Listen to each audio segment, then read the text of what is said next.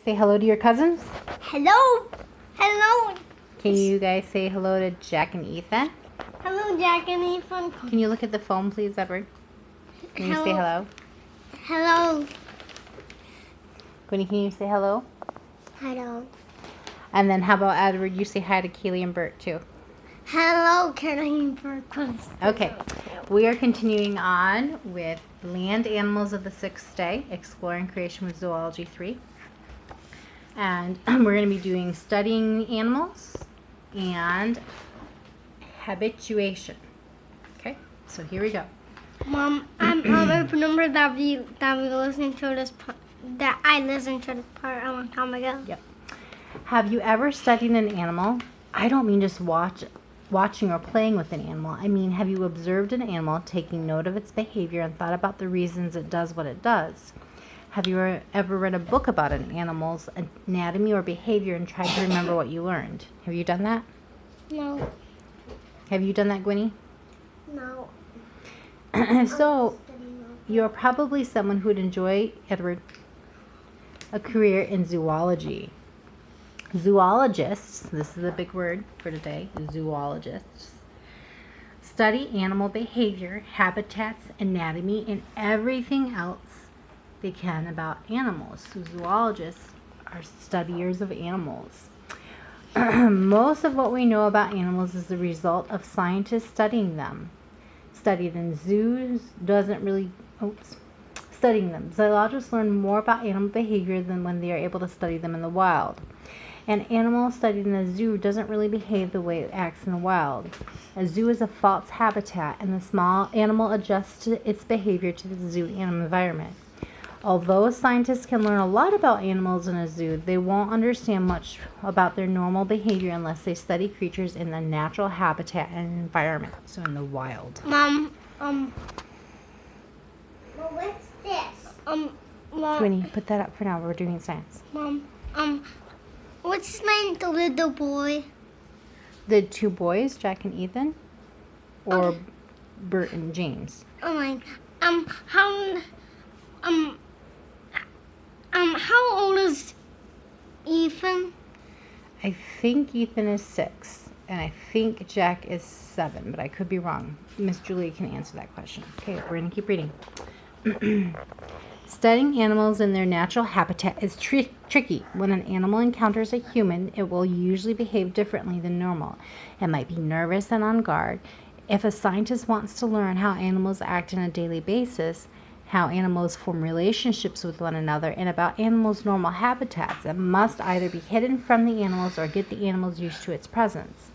Because many animals have keen senses, it is often hard to hide from them. Here.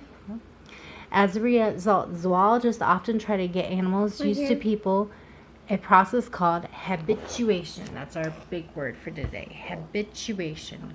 And that's when they get animals used to people's presence. Okay. In this case, being present, or your presence is being there, like in the place. You are present here in the room. Your presence is here. This is a meerkats. Like the ones shown here, are typically easily frightened by humans. However, scientists from Cornell University habituated them to the presence of humans so they could be studied. Okay.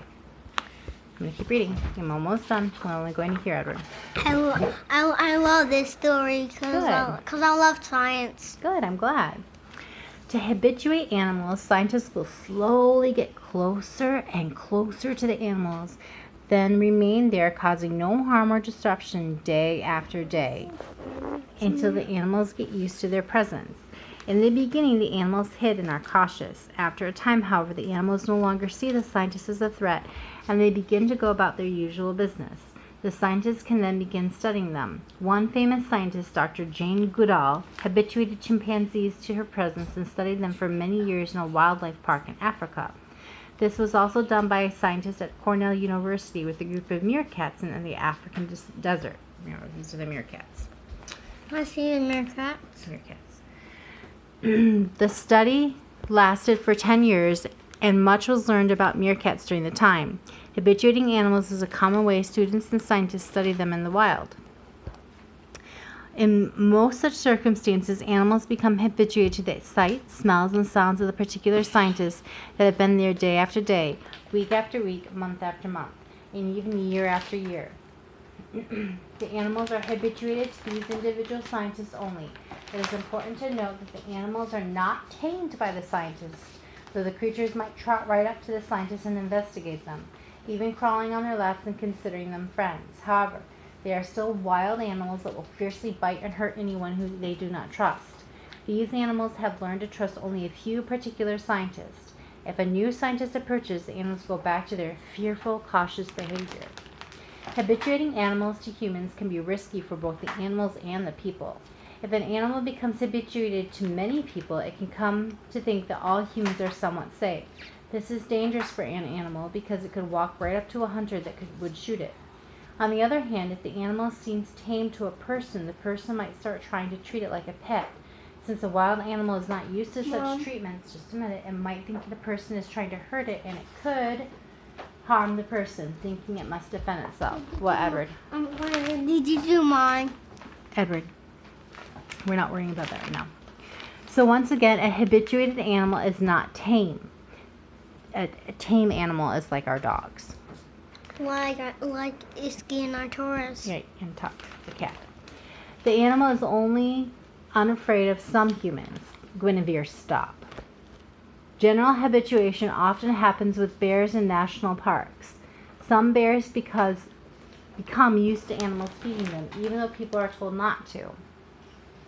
As a result, bears sometimes approach people looking for food. Even though they may look friendly, the bears are still very, very dangerous wild animals.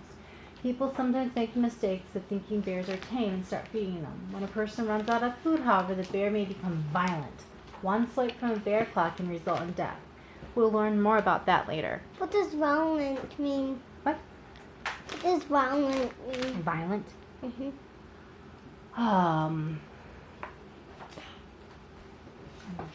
Very dangerous and usually whacking or kicking and scratching or clawing, to not be gentle, the opposite of gentle. Many of the animals we will learn about in this book,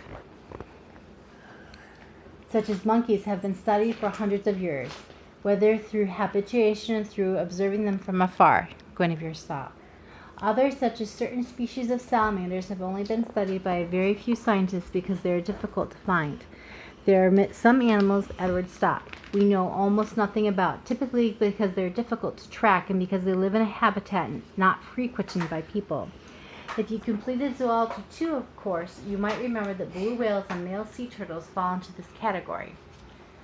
Even though there are many... I see Gwenfield here. Yes. Even though there are many things we do not know about animals, you will learn a great deal about what we do know as this book takes you on a tour through the world, looking at different orders and families of animals. However, there isn't room to tell you about every animal species in creation.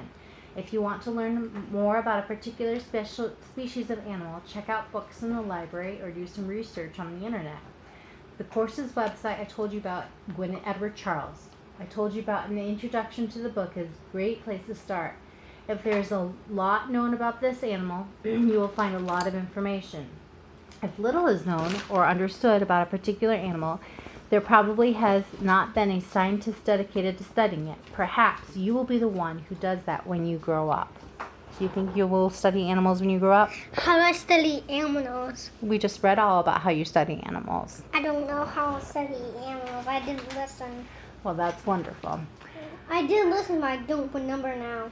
You remember you go into their environment and you habituate them so they think that you're a normal part of the environment and you can observe them.